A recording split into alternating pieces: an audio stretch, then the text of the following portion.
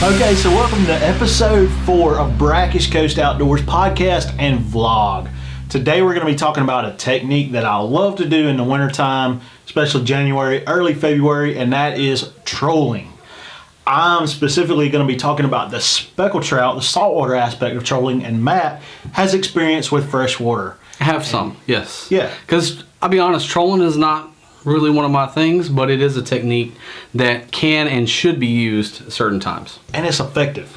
It is effective. And especially in finding fish and finding areas that you don't know fish might be in. Right. It's a great technique to locate. It is a technique, but there things. is a system, and that's what we're here today. Yep, we're here to help you get the most out of trolling, whether it be a kayak or a boat. You know, similar, honestly, it's really similar. Right.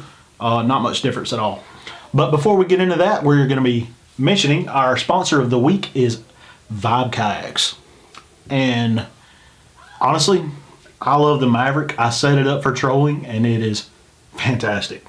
As some of you might have seen from YouTube, I've got a trolling motor on mine now, specifically for trolling for speckled trout, and it's working amazing. Yeah, it sure is. So more on that later. But anyway, all right, so let's jump right into it and talk about equipment for trolling. Now, whether you're using a boat, whether you're using a kayak, whatever, one of the main pieces of equipment that attaches the rod to the boat is going to be the rod holder. And this is the one I in particularly love to use. It is the Yak Attack Omega Pro, as Matt is modeling here.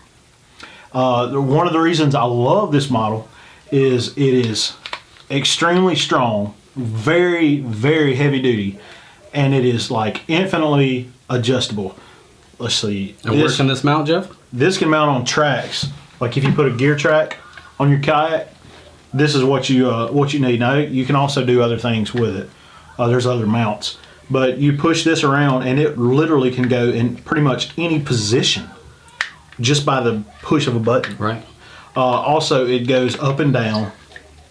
You know, it has this the angle. You can change the angle. Well, I didn't loosen it up enough, but you can change the angle to pretty much anything. If you want a high angle, that's what you're going to look for. If you want a lower angle, you're just going to move this arm back down.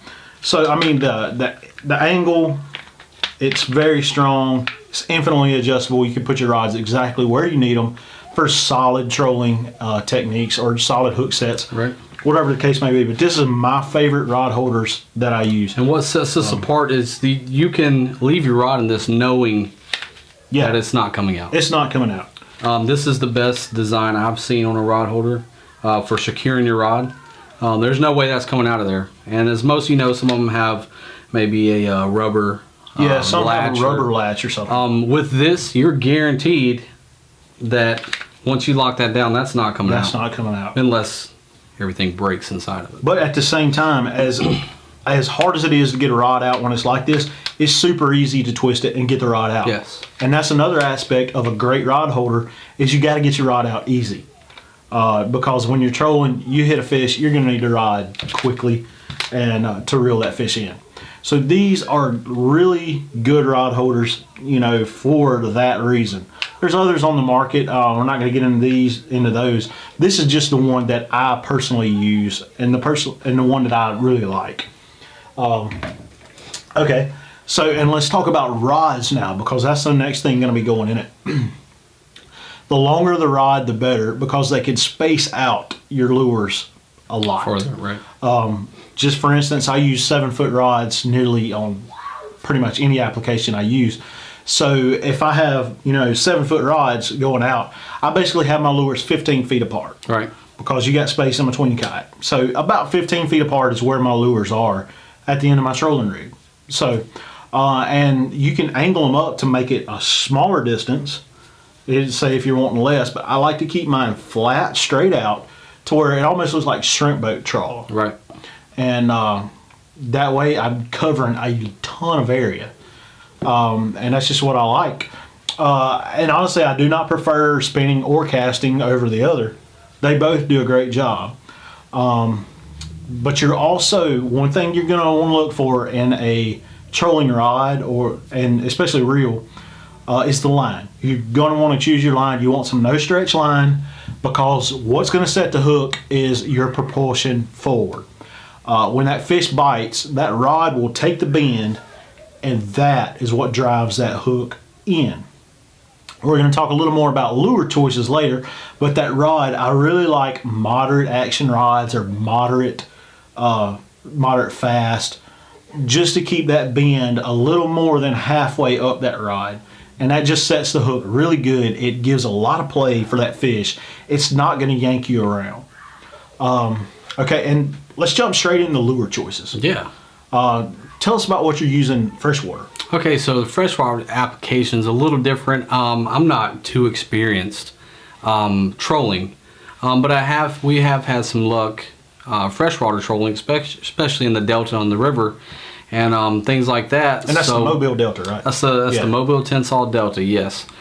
So I'm not much of a crappie fisherman, however, so what I've found, we have actually made a 4-rod system that hangs out the back of a boat, and you troll that way. And what we do is we will start with the same beetle spins, just your regular old 97-cent Johnson beetle spins, and we change the color of each grub, to something. I thought I saw some up here earlier, maybe not. I think there's a beetle spin on here. Maybe. Not a beetle spin, but I thought I saw one of the grubs.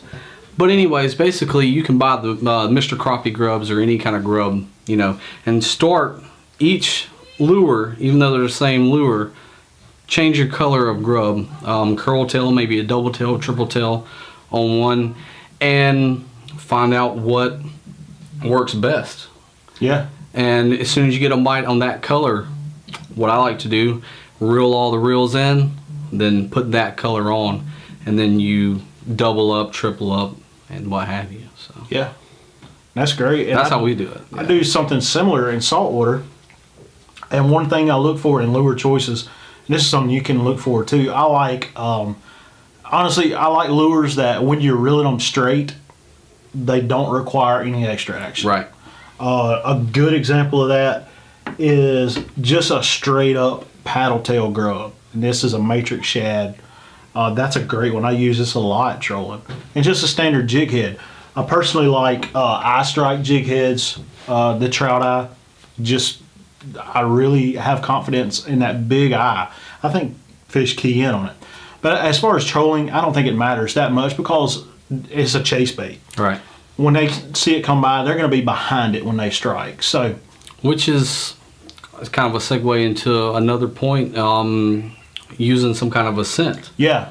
Procure in saltwater especially is great for and that. that's going to keep them on that trail behind it for longer. Whatever that lure is, if you're using a mullet imitation, the mullet scent will be good, because that fish comes up behind it. That's just going to seal the deal. I mean, if the fish is undecided whether or not it's going to hit, and there's a lot of fish that will chase that lure but not take it, that scent can help you go that extra mile and get that fish on the lure. And just make sure that lure, when you're reeling it straight, that it works properly. Now, lures that you have to, jig around and use a lot of rod action, that's not good for trolling. Another thing that's not good for trolling is lures that have weed darts or Texas rigs. You're going to want something with an exposed hook, because you're not going to be setting the hook. That fish grabs it, and just the tension on the rod itself is what's going to be driving the hook. So you're going to want something easily to set the hook on. Treble hook lures, like a MR17 or one of the MR52s, something like that is really good to troll, because of it's the treble hook. And plus, they just work great just by a steady, simple retrieve. Right. And that's what I look for in lures. All right, and some of the good ones, paddle tails, curly tails. Just make sure you're getting scent. 1/8 quarter-ounce jig head, depending on the depth you want to go. That's in saltwater. On hard baits, lipless cranks, suspending plugs. Just make sure you're adding scent. Whatever it is, make sure it can work properly just by a steady retrieve, and you add scent. Now, one important thing in trolling is keeping your boat or kayak organized. Yes. There's nothing more chaotic than having a double hookup when you're trolling and your kayak be crazy unorganized. So one thing I do to help me, I keep my rod holders to where I can get to them easily, but they're out of my way when I'm paddling. Right. But I need to get to them quickly and easily to get that fish reeled in. Another thing, make sure everything that you used after you catch the fish is easily accessible. And I'm talking about net, pliers if you unhook them with pliers, lip grips if you use those for fish handling. Whatever it is you're going to use after the catch, you're going to want those close by just to make everything a lot easier. Now, let's talk about kayak movement. I don't think we need to go in any more depth in the organization. That kind of speaks for itself. Yeah, just know what works best for you and organize. Exactly. Right. Yeah, keep all that stuff close and handy. Now, your movement, kayak movement, boat movement, whatever. Find your speed. One thing that I try to avoid is rubbing the bottom too much with my lures. I try to find a speed that keeps my lures above the bottom. Right. And what you want to look for, if your rod is bending real hard and then coming back, that's hitting bottom. Right.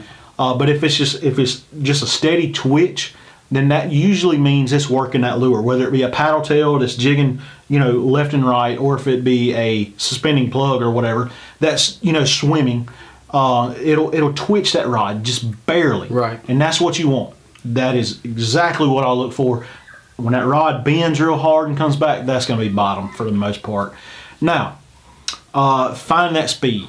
Yes. At the same time, don't go so fast that your lures are way up in the water column, because you're not going to get bites. Right.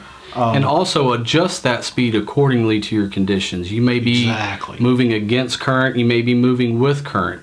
Yep. So even though you may be moving faster than you think you should, if you're moving with the water, that bait isn't moving as fast as you think. So adjust. If you're going up, which I don't know, I don't like to paddle upstream, but if you are going upstream, maybe you got a trolling application. Adjust. You may have to slow down to where you're moving, because that water's moving that bait faster than what you're actually traveling. Exactly. So adjust your speed accordingly. And keep it in the strike zone. And that's another thing we're going to talk about, is how to locate fish. Yes. One of the first things I do, I don't use a depth finder most of the time on my kayak. I don't have one. I just go zigzag. Whatever it is I'm in, the bayou, bay system, whatever I'm trolling in, channel, I'm going to zigzag that whole thing until I find that water column or that water depth that they're in. Right. And from there, I'm going to stick with it. If I catch a fish 10 feet off of this left bank, I'm going to hug that left bank 10 feet off going straight. Right. With my lures, 10 to 15 feet apart, and I'm going to troll that whole bank. And whether another it be a thing, drop off or whatever. When you talk about the depth, set each line out at different lengths. Yeah. To find what depth they're hanging out. The further out, the deeper you're going to be. Yeah. The closer in, the shallower it's going to run. So don't throw them out at the same time. Kind of change them up until you find that first strike. Yep. If you find it on the shallower strike, reel this one in about the same depth, and vice versa. If they're deeper, let more line out on this one. Get down to where the fish are. And that's a great segue into my next topic, is how far do you put it out? Well, for me, typically, I will cast as far as I can. Right. Put it in a rod holder and let the rod just free spool, or the reel free spool, for a few seconds, and then I'll lock it in. And that's typically what I like to do. And like you said, adjust that length, because that length is what controls your depth. Right. So adjust it shorter, adjust it longer, and find those conditions, find what works best for the lure you're using and the species you're targeting. Now with that, you're going to want to keep your drag light. And what I mean is you want that fish to have the hook drove in it, but at the same time, you don't want that fish to turn your kayak. Right. If your drag is locked down and you hit, say, a 24-inch trout, that joker is going to turn your kayak around. Yeah, no doubt. That's not what you want. Or we don't want to break any rods either. Or you don't want to break rods. And the same thing, if you hit a snag and it just boom, it bends over, and you don't have your drag set right, it's going to break the rod. Yeah, that would be my luck. I've seen it happen. I have seen guys with their drag so tight that the fish either pulls the rod out of the rod holder or breaks it. So lighten that drag up. You can always tighten it down once you get the rod in your hands and you're fighting the fish. Right. And that's usually what I do. But yeah, I mean, if So- you hook up, he's not going to spool you off. So Right. Now, and pretty much that covers everything I wanted to talk about in trolling for fish. right. So I've actually got several videos on this. If you want to look at my YouTube channel, CFCR Fishing, of trolling for speckled trout. And it's a great technique. That's the one thing I actually need to do, and maybe we can Yeah. get together and I tried to get this guy to troll with me a few times. He just sits there and casts. yeah, well, you know, it's a great technique, and that's what we said. These Yeah. steps will help you. For me, I've had someone show me, so there's only really one way that I know to troll. And like I Yep. said, that's for the crappie, and it's, I wouldn't say it's cheating, but I don't have to find them when we go out because we know where they're at.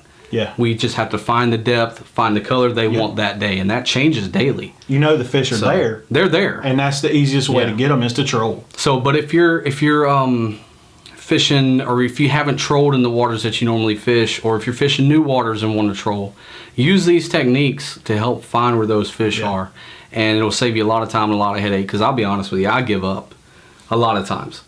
So- See, one of the things I do trolling is, like if I'm going red fishing, I'll troll to whatever spot I'm going to. Oh yeah, no doubt, because you're Just- going there anyways. Yeah, I'm going there anyway. I'm going to be moving the same speed. Right. So why not put a couple rods out and see if I can't catch one of those trophy trout? Yeah, no doubt. Because, I mean, just last winter, I got into some trout that were over 20 inches trolling. And that was, I mean, who don't want to catch a speckled trout over 20 inches? Yeah, exactly. Well, anyway, I've been Jeff. I've been Matt. Good vibes, tight lines. God bless.